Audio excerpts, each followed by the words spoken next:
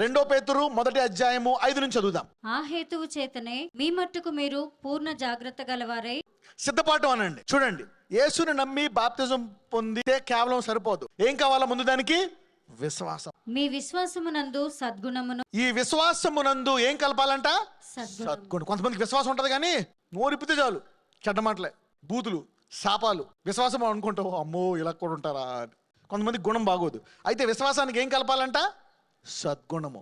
సద్గుణానికి ఏం కలపాలా? సద్గుణమునందు జ్ఞానమును. జ్ఞానము. ఏం కలపాలంట? జ్ఞానం. అంటే మంచి బుద్ధితో పాటు ప్రతిరోజు నేర్చుకోవాలంట. విశ్వాసము, సద్గుణము, జ్ఞానము. రైట్. ఇంకోటి ఏం కలపాలి చూద్దాం. జ్ఞానమునందు ఆశా నిగ్రహం. జ్ఞానమునందు కోపం వచ్చేసింది అనుకో, 2 నిమిషాలు గదిలోకి వెళ్ళిపోయి తలుపేసేసుకో. అలాగా నేను ఇప్పుడు ఏమీ ఏం లేదు, 2 నిమిషాలు ఓపిక పట్టు, ఒక వారం రోజులు కష్టాలు తగ్గుతాయి. ఈ రోజు నుంచి అందరికీ ఆశా నిగ్రహం కలుగును గాక. 4 ఆశా నిగ్రహానికి ఏం కలపాలంట? సహనము. సహనము. కొంతమందికి ఇన్స్టెంట్ గా రావాలా. ఒక్కోసారి అబ్రహాముకి దేవుడికి సహనాన్ని ఇచ్చాడు. సహనము కలపాలి. ఏం కలపాలంట సహనంకి? భక్తి. భక్తి అంటే ఏంటి? వాక్యాన్ని చదవడము, ప్రార్థన చేయడము, గుడికి వెళ్ళడము, ఆయన ఆరాధించడము. ఇవన్నీ ఏంటి? భక్తి. పరిశుద్ధంగా ఉండడం కూడా భక్తి. రైచస్నెస్, నీతి అనేది కూడా ఒక భక్తి. భక్తి యందు సహోదర ప్రేమను. ఏంకంట? భక్తి యందు సహోదర ప్రేమ. అంటే అవతలని క్షమించడం. అవతల పొరపాటు చేసిన భార్యను క్షమించాలా, భార్య భర్తను క్షమించాలా, అన్నదమ్ములు క్షమించుకోవాలి, ఇరుగు పొరుగుని క్షమించుకోవాలా. దీన్ని ఏమంటారు? సహోదర ప్రేమ. సహోదర ప్రేమ యందు దయను అమర్చుకొనుడి. ఆఖరణ ఏంటి? దయా. దయాగుణం కలిగి ఉండాలంట. మంచి గుణము. విశ్వాసానికి ఇంకా ఎన్ని చేర్చాలా? 7. Faith plus 7 things is the completeness of faith. Having all this 8 ingredients is called a divine nature. ఈ 8 గుణాలు కలిగి వాక్యాన్ని పట్టుకుంటే లోకంలో ఉండే భ్రష్టత్వాన్ని మనము పూర్తిగా తప్పించుకోగలుగుతాము. చదవమ్మా. ఇవి మీకు కలిగి విస్తరించిన ఎడల అవి మన ప్రభు అయిన యేసుక్రీస్తును గూర్చిన అనుభవజ్ఞాన విషయములో మిమ్మును సోమరులైనను నిష్ఫలులైనను కాకుండా చేయును. నిష్ఫలులు కాకుండా అంటే ఏంటి? ఫలించేటట్టు. అందరూ ఫలించేటట్టు అనండి. ఎందుకు అనేక మంది ఫలించరు అంటే ఈ గుణాలన్నీ కలపాల. ఎంతమందికి ఫలించాలని ఉంది? పక్కన వాళ్ళు చెప్పండి. నువ్వు ఫలించాలంటే ఈ 7 గుణాలు కలపాలని చెప్పండి. ఎలా ఫలిస్తావు?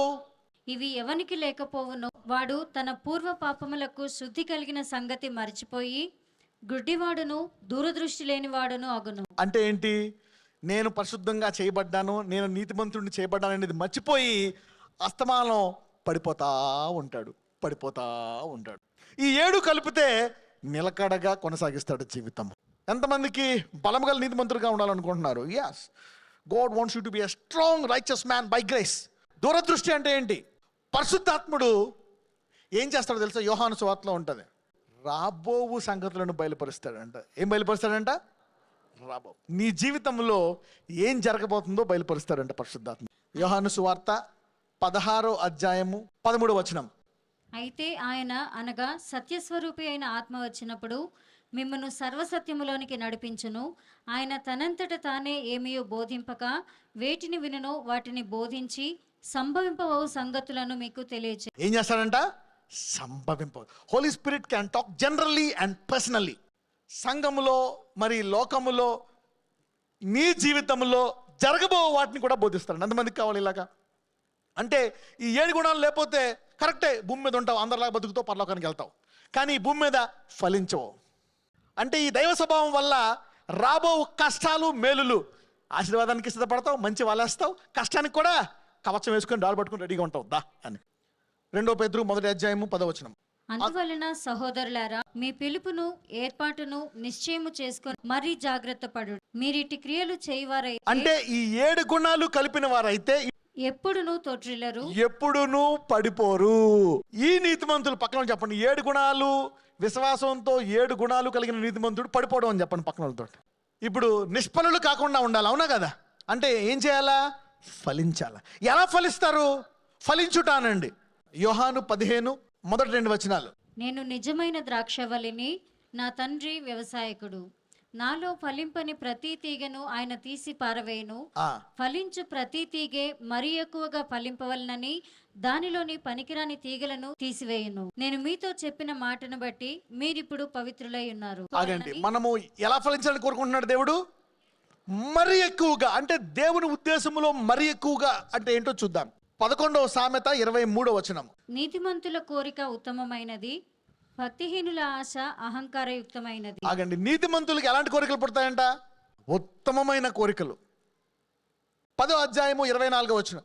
భక్తిహీనుడు దేనికి భయపడనో అదే వాని మీదికి వచ్చును, నీతిమంతులు ఆశించినది వారికి దొరుకును. అవునా? నీతిమంతుల ఆశ ఉత్తమమైనది, అందుకని నీతిమంతులు ఆశించినది వారికి. కానీ దేవుడు ఏమంటున్నాడు? మరి ఎక్కువగా ఫలించ. ఎవరైతే దేవుని మందిరానికి వచ్చి వాక్యం వింటారో దేవుడు నిన్ను శుభ్రపరిచి నీ ఆశలను ఉత్తమమైన వాటిగా చేస్తాడు. చేసి ఎలాగిస్తాడో చూద్దాం. ఎఫెసీ రాసిన పత్రిక వెళ్దాం. 3వ అధ్యాయం 16 నుంచి చదువుకుందాం. క్రీస్తు మీ హృదయములలో విశ్వాసము ద్వారా నివసించినట్లుగాను తన మహిమైశ్వర్యము చొప్పున మీకు దయచేయవలనని. ఆగండి, ఎలా ఇవ్వాలనుకుంటున్నాడంట? ఫస్ట్ ఫలించుట, మరి ఎక్కువగా ఫలించుట. ఇక్కడేమో మహిమైశ్వర్యము చొప్పున ఇవ్వాలనుకుంటున్నాడు. ఆయన మహిమైశ్వర్యం అంటే ఏంటి? మీరు దేవుని సంపూర్ణత యందు పూర్ణులగునట్లుగా దేవుని ప్రేమ యందు వేరుపారి స్థిరపడి సమస్త పరిశుద్ధులతో కూడా దాని వెడల్పు, పొడుగు, లోతు, ఎత్తు ఎంతో గ్రహించుకొనుటకును. అనేకులు ఎందుకు ఆదరణ పొందారు అంటే ఆ లోతు ఎత్తు నీకు తెలిపేది ఏంటి? కృపావాక్యమే. ఎప్పుడైతే ఆయన కృపను తెలుసుకుంటారో ఆయన మహిమైశ్వర్యం చెప్పడం ఎలాగిస్తాడో చూద్దాం. చదవండి. జ్ఞానమునకు మించిన క్రీస్తు ప్రేమను తెలుసుకొనుటకును తగిన శక్తి గలవారు కావాలననియు ప్రార్థించుచున్నాను. మనలో కార్యసాధకమైన తన శక్తి చొప్పున. ఆగండి, ఇప్పుడు దేవుడు మనం బహుగా ఫలించాలని తన మహిమైశ్వర్యము చొప్పున ఇవ్వాలని ఎలాగిద్దామనుకుంటున్నాడు? మనలో కార్యసాధకమైన తన శక్తి. అంటే దేవుడు ఇంత గొప్ప దేవుడు మనలో పనిచేస్తాడా? పనిచేయడా? పనిచేస్తాడు. పక్కన చెప్పండి, దేవుడు నాలో తప్పకుండా పనిచేస్తాడని చెప్పండి. God will surely work through us. 100% పనిచేసి తీరుతాడు. ఈ వాక్యం వింటున్నామంటే అడుగుతున్నాం అనమాట దేవుని, దేవా నాలో పనిచేయి అని అంటున్నట్టు. You are inviting God to work in you. That's faith. ఎలా పనిచేస్తాడంట? మనలో కార్యసాధకమైన తన శక్తి చొప్పున మనము అడుగు వాటన్నిటికంటే. ఎలాగంట? అడుగు వాటన్నిటికంటే, ఊహించు వాటన్నిటికంటే అత్యధికముగా చేయ శక్తి గల. This is how God will work. ఏంటి? ఈ విశ్వాసంతో పాటు ఏముండాలా? ఈ 7 గుణాలు. ఎవరైతే 7 గుణాలకి సిద్ధపడతారో వారు అడుగు వాటికంటే, ఊహించు వాటికంటే అత్యధికంగా దేవుడు పనిచేస్తాడంట. నజరేయుడైన యేసయ్యా, నేను, నా కుటుంబము, నా పిల్లలు రోజు ఉన్నతమైన సమయాన్ని మేము తీస్తామయ్యా. మేము బహుగా ఫలించుకున్నట్లు మా గుణాలను అభివృద్ధి పరుచుకోవాలా. ఈ విశ్వాసంతో పాటు 7 గుణాలు నా జీవితంలో కావాలయ్యా.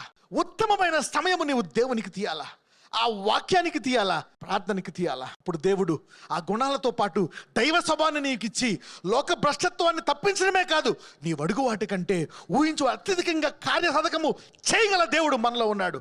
నజరేయుడైన యేసుని మనం ప్రార్థిస్తున్నాము తండ్రి. ఆమేన్.